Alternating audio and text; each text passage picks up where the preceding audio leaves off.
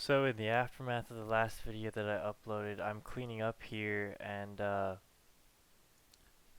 some people who watched it might be wondering why I didn't use a shovel, which I guess is generally the sort of the generally accepted way to take down plaster and lath, hitting it with a square-ended shovel and then peeling it off with that, but there was all the drywall screws, and so when I tried with the shovel it hit the screws obviously, but with the crowbar it went between them, and most of the screws were just lodged in the lath. They weren't actually hitting the stud, I mean the rafters or the ceiling joists, whatever you want to call them. So that was just easier in that regard. And also talking with other construction guys that I know, but guys who maybe didn't have experience dealing with plaster and lath, they were like, "Oh, well, why don't you just climb up in the ceiling, climb up in the attic, and stomp from the top and let everything fall down together?" But that just in the past, I mean, I've demoed ceilings down like this, old ceilings all just together, knocked down everything at once, but it's just such a mess, there's lath mixed with insulation mixed with plaster, and it's just not a good combination because you can't really scoop it up and put it in bags because of the lath, which is generally about 3 feet long, 3 to 4 feet long. So then you end up having to sort through insulation and plaster just to pull out those lath pieces. And I guess it took more time on the front end, but I preferred to just knock down the plaster first, clean that up, and then knock down the lath pieces, sort of throw them to the side, and then let that insulation all fall on the floor and sweep that up afterwards on its own. So I could fill those bags really full since they're light, and then as you probably can see here in this video, I don't fill the bags very full of plaster because it's extremely heavy. So even at about a third full, I mean, I don't know, I'll guess it's weighing 50, 60 pounds and on the verge of busting the bags open and busting my back.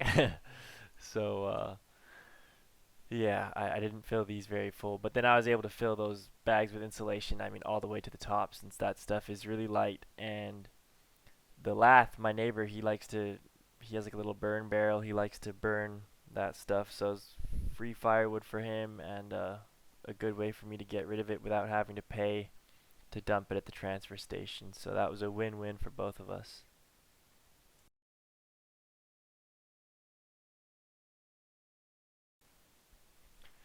Here in the hallway, I had an issue that I didn't have in those other rooms where I had torn the ceiling away.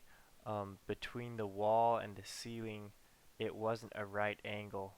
There was a bit of buildup of plaster. I guess whenever they were plastering it, I don't know why, they somehow curved those corners over. So the drywall wouldn't have fit square and tight in those corners, so I was scraping that away. And also, there was a bit of like places where the plaster was buckled away from the wall, sort of, at least the front layer of it, as well as the paint that was on there, so that was kind of protruding. So I was scraping off those bubbled up areas, as well as trying to get those corners a bit more square. And also, on top of them not being square, somewhere along the line, someone came through with latex caulk and caulked those corners, making them even more curved. So drywall really wouldn't have fit. Here's a diagram, and I don't know how to make it stay up there longer, but the red line is kind of what I was trying to do to the plaster, and then the green is showing the profile before I did that work on it. If anyone's actually watching these videos and finds that like the cleanup part is boring, let me know and I'll just not even film those anymore. I don't know, for some reason I thought it was kind of satisfying, but I might be tripping. This was probably overkill because I was going over with 1/4 inch drywall, but I had seen in some of the other rooms that it wasn't very smooth or flush wherever they had put sheetrock over the texture. I guess it was a pretty coarse texture.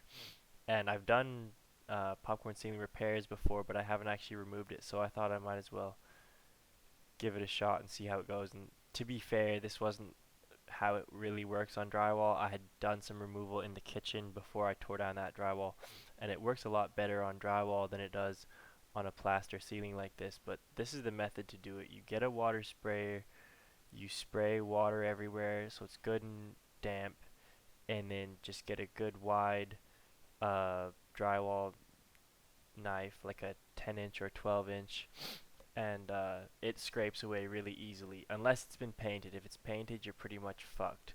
Like, good luck with that. But yeah, this wasn't painted, thankfully, so it scraped off really easily, although this may have been unnecessary. You can see over here on the left hand side pretty clearly where the front layer of plaster is kind of cracked and bulging out from the wall. So stuff like this all around the edges, and then of course anywhere that there was trim before, the paint was kind of built up to that, and there might have been some nails and stuff around that I was pulling out as well. So all around this room, just that type of prep, getting rid of bulged out loose areas and making sure there's no nails or built up paint or anything like that in the way, and squaring out those corners as well like I did in the hallway. Alright, well, I think that pretty much does it for this one. In the next one, I have so much footage, guys. It's just a matter of me trying to edit it to some degree. In the next one, I'll be coming back and doing more prep on. I think this is it for the walls. I won't like film any more of that. So it'll just be the ceilings, prepping that, and then starting to hang drywall. So that should be pretty fun, especially since I'm doing it by myself. But I've hung drywall by myself before, so that's no problem at all.